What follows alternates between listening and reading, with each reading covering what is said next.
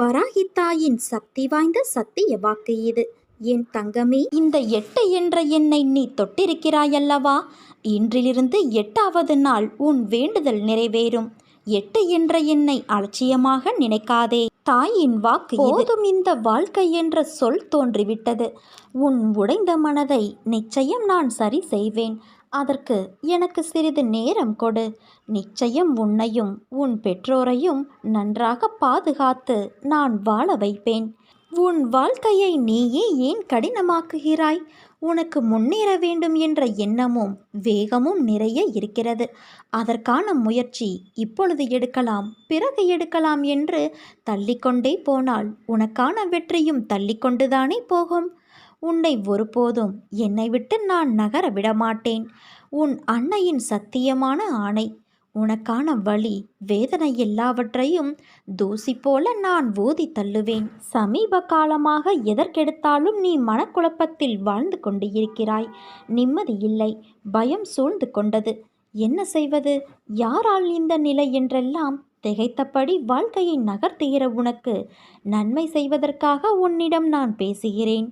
உன்னை பிடிக்காதவர்களால் உனக்கு இந்த நிலை ஏற்பட்டுள்ளது என்பது உண்மைதான். உடனிருந்தே கழுத்தரிக்கும் சந்தர்ப்பவாதிகளின் மத்தியில் நீ வாழ்ந்து கொண்டு இருக்கிறாய். இதனால் உனக்கு சங்கடங்கள் நேர்ந்தபடி இருக்கின்றன. மனசாட்சிக்கு பிடிக்காத விஷயங்களை பகிர்ந்து கொள்ள கட்டாயப்படுத்தப்படுகிறாய்.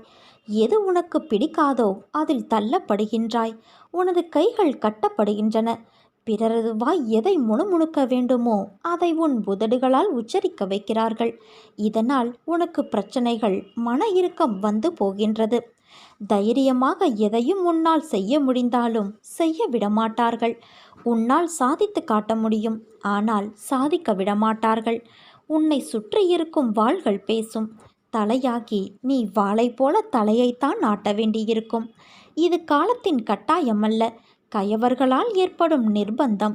நிர்பந்தங்கள் உன்னை நெருக்குவதால் நிம்மதி உன்னை விட்டு விலகுகிறது. பல பல சிந்தனைகளும் வந்து போவதால் குழப்பமான சூழ்நிலையில் நீ இருக்கின்றாய். அதற்கு முன் உன்னில் சிறிது மாற்றத்தை உருவாக்க உனது ஒத்துழைப்பு எனக்கு தேவை. என்னுடைய குணங்கள் எனது தலைமைக்கான ஆதாரங்கள். இதை உன்னளவுக்கு நான் சுருக்கி காட்டுகிறேன். சுயத்தன்மையோடு இருக்க முயற்சி செய். அப்பொழுதுதான் எல்லா இடத்திலும் உன்னால் தலைமை பொறுப்பில் இருக்க முடியும். வாழ்க்கையில் தலைமை பண்பு என்பது மிகவும் அவசியம். பிரச்சனைகள் என்பவை எப்போதும் தனித்திருப்பவை கிடையாது. அது பாலில் வெண்ணெயைப் போல பதுங்கியே இருந்து கொண்டு இருக்கும். சமயம் வரும்போது நம்மை பாதிக்கவும் முயற்சி செய்யும். பயப்படாதே. உன்னோடு உன் அன்னையான நான் இருந்து வழி நடத்தி உனக்கு தனி இடத்தை தருவேன். நீ தைரியமாக இரு.